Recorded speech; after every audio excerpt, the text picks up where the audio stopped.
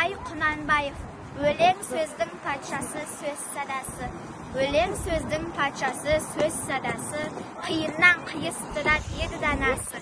Тілге жеңіл, жүрекке жылы тиіп, теп-тегіс жұмыр келсін айналасы. Бөтен сөзбен болғанса сөз арасы, ол ақынның білімсіз бишарасы.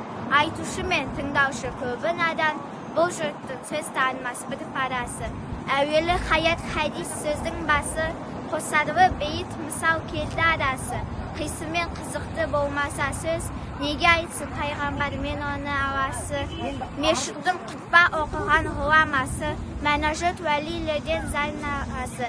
Бір сөзіне қиыстырар, әрбірі келгеніңше өз шамасы. Өлеңге әркімнің ақбар таласы, сонда да солардың бар таңдамасы. Іші алтын, сырты күміс жақсысын, қазаққа келістірер қай баласы.